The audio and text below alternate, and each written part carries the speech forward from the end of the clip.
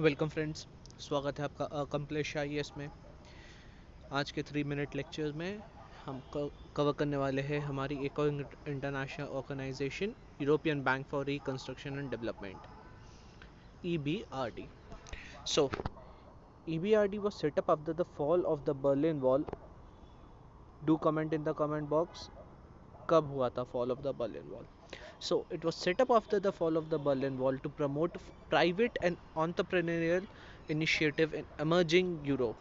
जैसा कि हम जानते हैं कि due to cold war era में we saw that yes, potential of public investment and initiatives were kind of achieved, but private was not.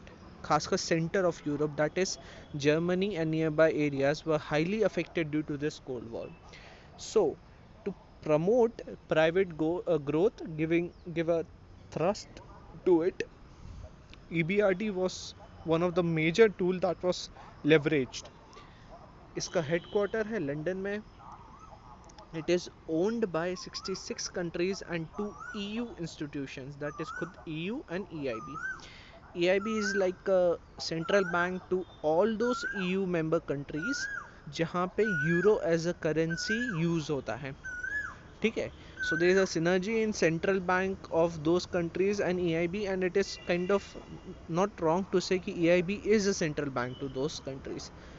सो हर यूरोपियन कंट्री नहीं है, बट हर European country with euro currency का central bank EIB sort of way में है. खैर, बड़े पापा उसके बिगेस्ट शेयर होल्डर है, US. That is moving forward.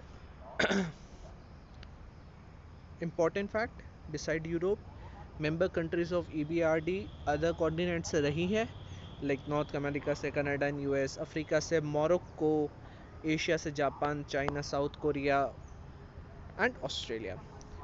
Core operations pertain to private sector development in their countries of operation.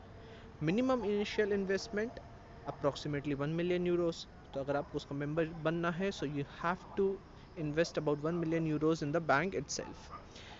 2017 में union cabinet ने अप्रूव करी थी इंडिया की membership in this particular organisation, and India has become by 2018 a 69th member of this EBRD.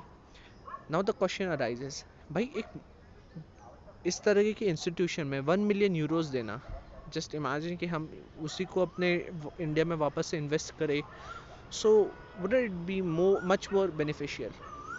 The thing is 1 million euro credit in EBRD will benefit India in multifaceted way, और हो सकता है कि debit that India would get would be 10 million euros. क्या है कि जैसे ही हम EBRD के मेंबर बने, जो एक EBRD खुद इंस्टीट्यूशन है, सो फर्स्ट ऑफ ऑल वही आपको थोड़ी बहुत जॉब्स देगी. सेकेंड, इंडिया का पाथ EU में थोड़ा सा ईजी हो जाता है, सो India's penetration in EU becomes little bit easier due to the membership of EBRD. Furthermore, आपकी जो एक हम बोलते हैं कि हमारे कंट्री का एक टेक्नोलॉजिकल लकुना है, and there is a need of investment. With the membership of EBRD and the thrust it gives to private players, it is possible that it would help in providing support to Indians private firms in cutting edge technology.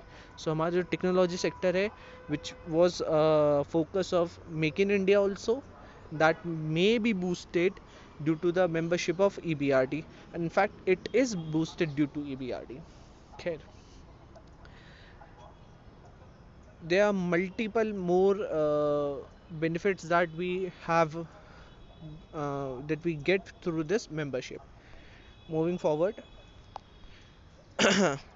हमारे सामने है question on जो हमने पिछले lecture डाला था उस पर, that which among the following are not the member of AIIB. आपको बताना है इन चारों ऑप्शन में से AIIB का कौन मेंबर नहीं है. Is it Japan, China, India और Russia? So as we remember, with 20 about 26 percentage. China is the largest shareholder of AIIB. India is the second largest shareholder with about 7% voting share. Russia is third largest with the share of 5.29%, and Japan is not a member of AIIB. ठीक है, thank you for your time and patience. And अगर इस lecture ने आपको किसी भी वे में आपकी प्रिपरेशन में कंट्रीब्यूट करा हो, so do join our Telegram channel Accomplish IAS। Thank you.